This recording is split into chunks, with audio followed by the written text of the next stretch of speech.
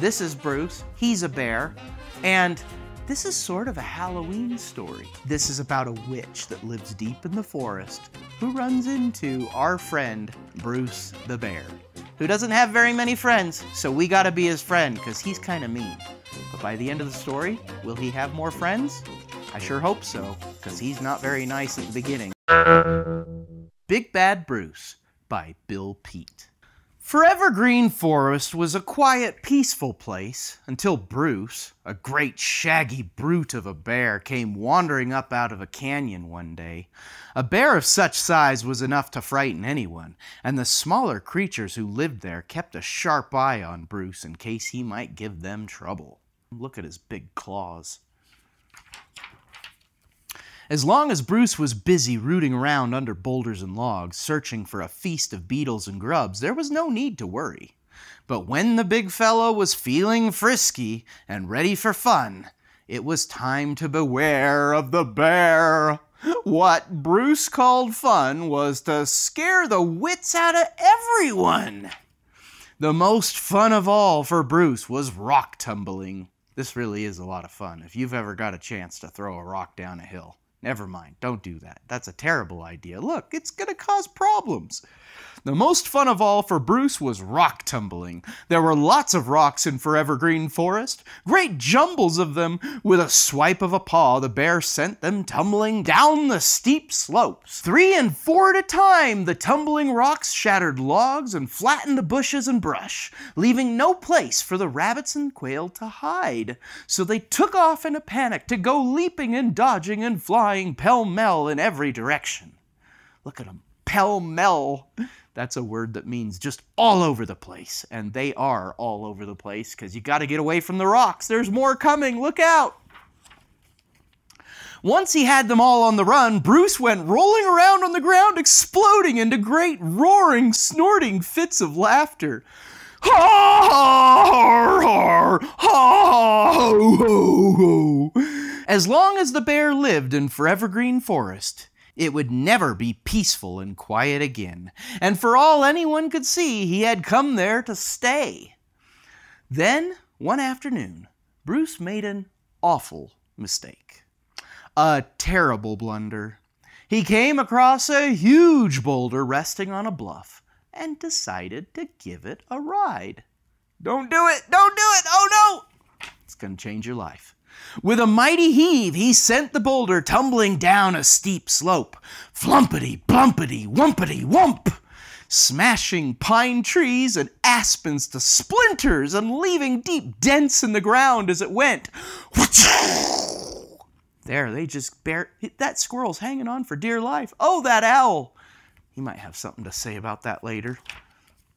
In one last big bounce, it landed kerplump in a berry patch, just missing an old woman and her cat by a whisker. Look at that old woman. She's got green skin. It was Roxy, a crafty little witch who was out picking blueberries with her cat, Clinker. That's a pretty good name for a cat, Clinker. Where in blazes did you come from? She shrieked, giving the boulder a vicious kick. How did you get here? Who sent you? Just then a raucous roar of laughter echoed through the pines.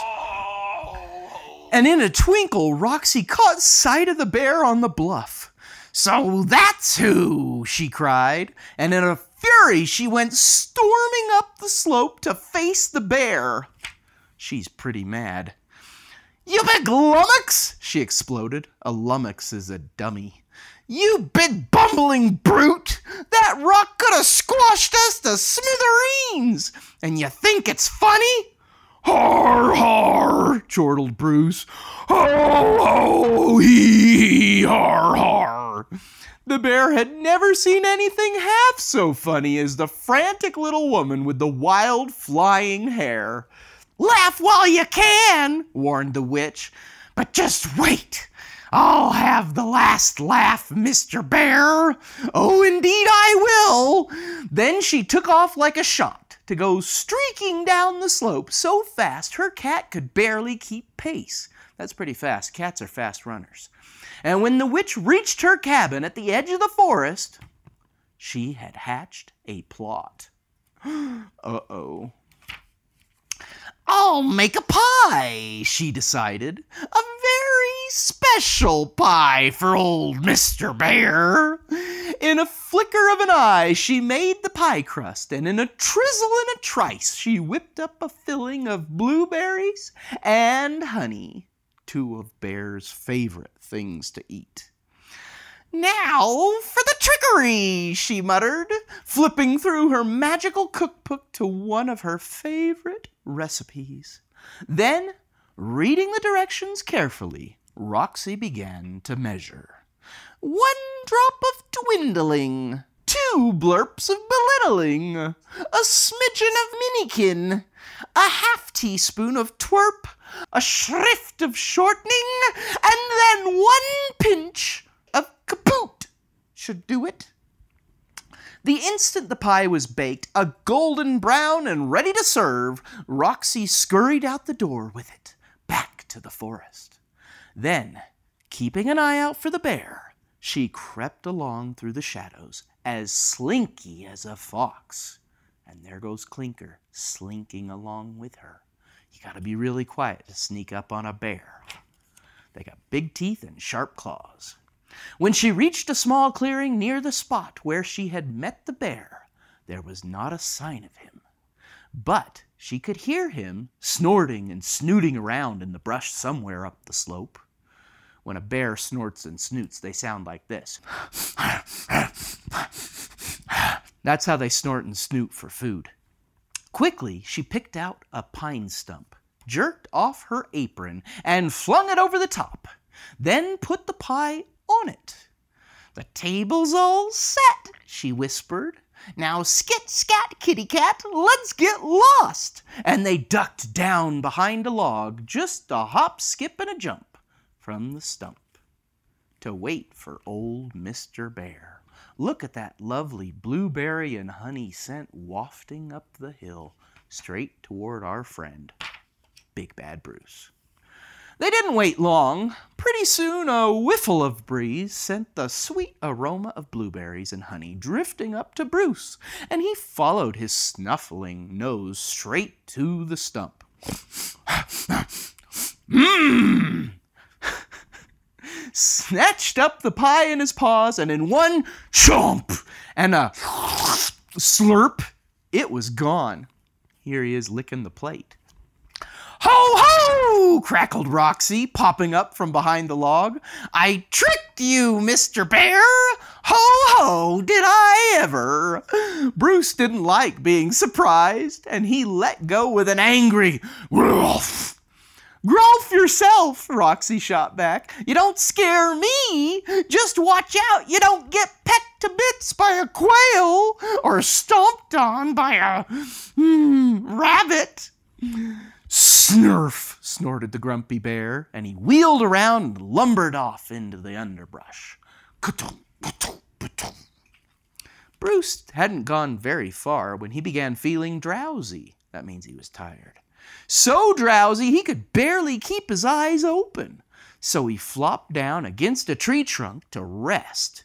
And in the time it takes for one big yawn,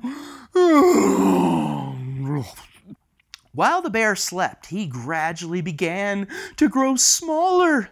Inch by inch and little by little, Bruce dwindled away. He kept shrinking and shriveling until he was down to the size of a possum. And still he kept shrinking.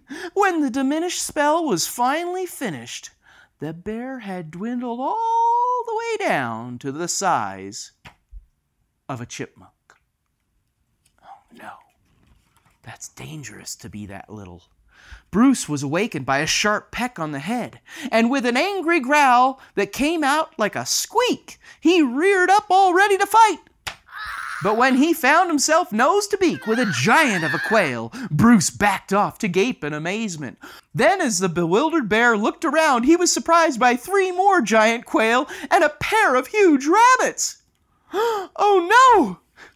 The rabbits and quail had recognized Bruce, and as they closed in to attack, he quickly turned tail and went plowing headlong into a tangle of brambles. But there was no chance of outrunning the rabbits and quail in a thicket. They were close on his A thicket is where the rabbits and quail love to hide, and so it's their home turf.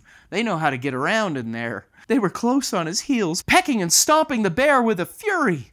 Bruce didn't dare to fight back. He kept ducking and dodging his way through the brambles, frantically searching for some place to hide, a gopher hole, a flat rock to squeeze under, any place at all.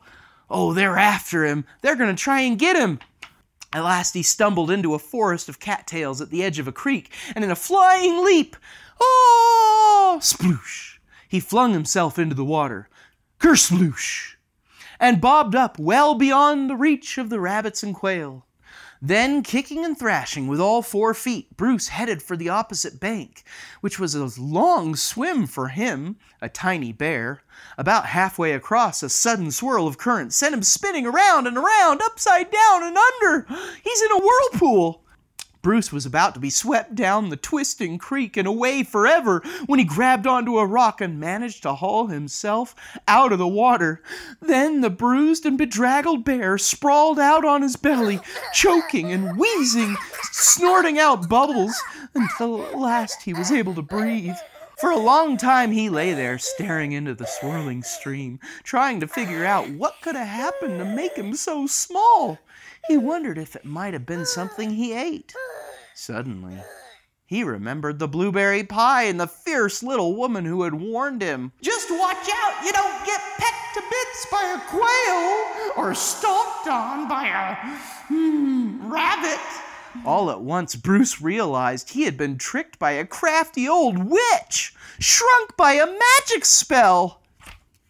By the time the sun had gone down and deep shadows had crept across the creek, a chilly breeze rippled the dark water, and the soggy, wet bear shivered and shook from the cold and also from fright. Bruce knew that the night hunters were already out on the prowl, and now he was fair game. The jittery bear sat up on his haunches, looking all about in the dark for any sign of danger. He looked everywhere but up, or he would have seen the frowsy old owl peering down from a tree limb above. The fuzzy little brown thing on the rock was a choice tidbit for the owl, and he was just about to swoop down when all of a sudden, a screechy voice split the air. "Mr. Bear! Mr. Bear!" With a terrified hoot, hoot, the owl sailed off into the night, leaving the bear to face another kind of danger. Oh no, Clinker's gonna grab him. In desperation, Bruce scrunched himself up into a tiny ball, hoping the witch would mistake him for part of the rock. But there was no chance of fooling foxy old Roxy, and holding her lantern out over the creek, she spotted the bear in a flash. "Ho, ho!" she cackled. "There you are, Mr. Bear. No bigger than a minute. Quick, quick, Clinker, go fetch him. Skit, scat." Before the bear could blink an eye, the cat snatched him off the rock by the scruff of the neck and leaped lightly back to the bank. "Good cat!" cried Roxy. "Now home we go! But easy does it. This little bear has had a big day." As Bruce was carried along through the dark forest, he didn't dare put up a struggle. Besides, he was too weary to even lift a paw, and much too scared. He was sure the crafty old witch planned to fix him for good. If she could shrink him down to a runt of a thing, she could turn him into a tadpole, or into a flea, or make him disappear altogether. But, to the bear's surprise, the witch turned out to be a kindly old woman, and as gentle as could be, just as long as she kept her temper. Roxy loved flowers, and birds and animals, especially small animals, and she soon grew very fond of the tiny bear, so she decided to keep him that way. Wouldn't you love to have a bear like that? Clinker the cat also took a liking to the bear, and they ate out of the very same bowl and slept in the same corner together under the kitchen stove. That's a warm place to sleep. Little bears have short memories, and in a few days Bruce forgot all about ever being a giant of a bear. For all he knew, Roxy's flower garden was a beautiful leafy green forest with plenty of room to roam. Whenever the tiny bear was feeling frisky and ready for fun, he flipped pebbles around as if they were boulders, just to scare the wits out of the grasshoppers, the beetles, and caterpillars. From a bug's eye view, Bruce was a great, big, hairy, scary, horrible brute of a beast. But not to us. Big Bad Bruce became Little Tame Bruce, the pet bear that eats right at your feet. And see, Roxy isn't all that mean after all. She just needed to fix that bear and teach him a lesson. 'Cause you can't be out on the hill tossing big giant boulders down where somebody could get smashed. That is too darn dangerous. Don't go around throwing boulders down hills. You might smack a little rabbit or a quail. Or even worse, a witch with a pie, with a plan, with a spell that can make you shrink into a little tiny bear with a big, big problem called a pecky quail with a big, big beak, or a chewy rabbit with big, big teeth, or even bigger feet. Oh no! That's the story of Big Bad Bruce. We do hope you've enjoyed this great, amazing book show, and if you'd like to listen to further titles, please check out our other videos. Or subscribe and continue to enjoy more of these fascinating stories.